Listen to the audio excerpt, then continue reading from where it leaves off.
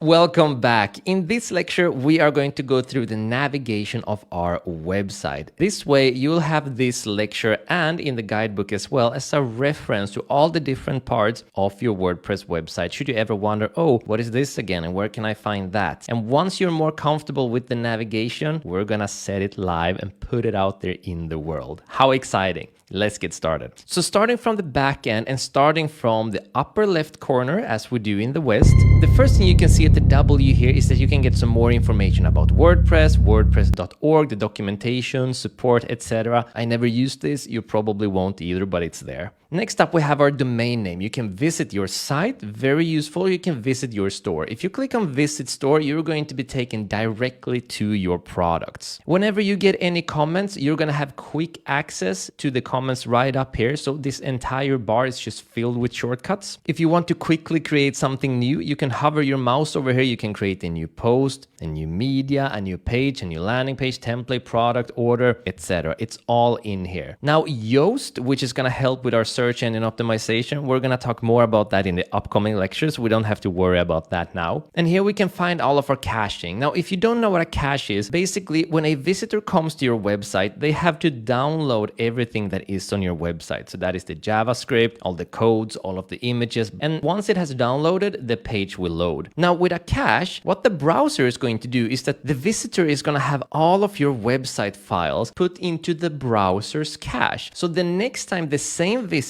comes to visit your site, they don't have to download all of your images, all of your codes, all of your website basically, because they will have stored it all in a so-called cache. And the benefit is when it's stored in the cache, it significantly lowers the loading time of your website, making the user experience better. Your visitors are happier, the visitors themselves get a site up faster, everyone is happier. Now, the reason you might want to purge this, meaning remove the caching for yourself, for your website, so that all the visitors have to reload it, is if you're doing any form of design on your website and then you go to your website and you notice that it hasn't updated, well, that probably means that there's something wrong with the cache. The old version is still being saved in your cache. So if you ever design or do any changes on your website, you go live and you see that they aren't actually being affected on your live website, then simply go up to caching, purge it, and then the browser has to re-download all of the website material again, and then you're gonna get the new version. So that is a quick little note on caching. Then we have WordPress forms. Remember, this is our contact form. There's nothing we need to do here because we're going to get that into an email to our inbox right away. So we don't need to use them here. And then we have the need help. So if there's ever any issue with your WordPress website, you can contact Bluehost directly and they can help you out right away. Or if you need a backup for your website or whatever. Now you can also access them by going to bluehost.com and chatting with them from there. But it's also here as a shortcut.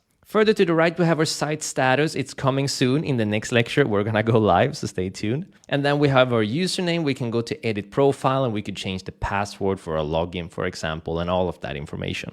Now moving to the left, the first thing we have in the toolbar is Bluehost. We don't really use Bluehost here much. They offer staging, they have their settings, a marketplace, you can buy different themes, you can buy different plugins. But the only thing we're really going to do with Bluehost's own panel here is use it to go live in the next lecture. And then we have the dashboard, and the dashboard is what we're being displayed here. It's going to be the starting point when you log into your website. It allows you to see the latest news popping up and usually some shortcuts like a quick draft if you have an idea that you want to write in here, a title, what's on your mind, and save it into draft. You could also add in analytics in here, but most of the time, everything you can do here, you can do much better by going directly into the needed area on the toolbar. So I never really organized this or used the dashboard at all. Moving over to the left, we have updates, but everything now is auto updated, so nothing we need to worry about. We have Jetpack, we've gone through it. We can go into the settings, see what's installed, see that we have everything set up properly, which you should have if you've been following with me from the previous lecture. We have the posts, we can see all of our posts, we can add a new one, and for all of the categories and the tags that we create, we can see our posts in according to our specific categories or in accordance to our specific tags. This is going to be very helpful when we start having hundreds and thousands of posts and we want to organize things better or we're looking for a certain one.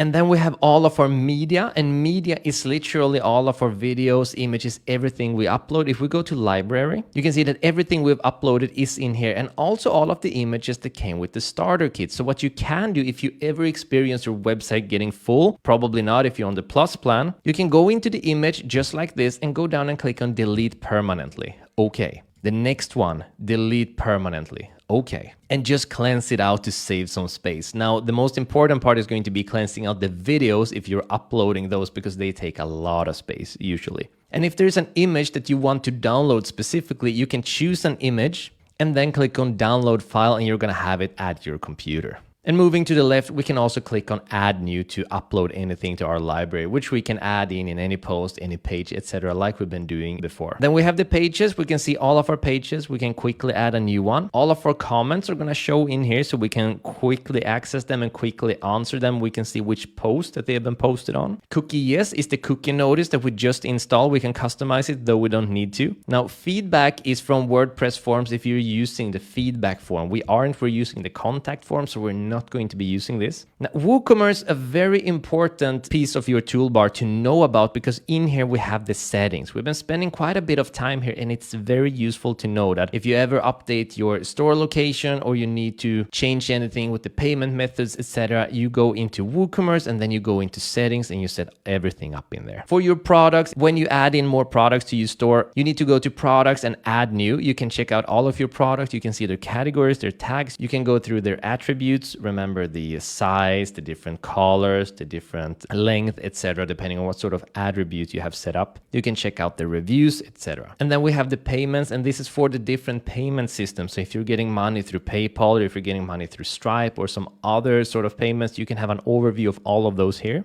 Analytics, this is very important once you start getting your sales, when your marketing strategy is up and the money starts rolling in. You can go into analytics, click on overview, and you're going to have a beautiful overview here of your total sales, your net sales, how many orders, how many products, how many views you're getting, visitors, how many variations are selling, and all of the data. Now, you're going to learn how to get a lot more data in the Google Analytics section, but it's good to know that you can get a quick peek over all of your WooCommerce sales in here. And if you want to know about anything specifically, then just click on, for example, products, get specific product information or revenue or orders, variations. Downloads is going to be very important if you're selling a digital product, for example. Scrolling down, the marketing section is pretty much garbage. They're just trying to get you to install other plugins, so never use this one. For the Elementor section, mostly here you are going to get different additional settings for the ones that are using Elementor Pro. We are not using Pro, and there's nothing we're gonna need to do here. Similarly, you can build landing pages, you can create header templates, and you can save all of those down so you can have pop-up. A lot of these, or even most of these, are going to be Pro features, so we don't really need to use the templates either. Here we have WordPress forms. Now, if you want to add another form, you hover your mouse over here and click on add new, and then just set it up. Appearance. Now, in appearance, this is where you can change most of the things of the look on your website. It's very similar to if you go to visit website up here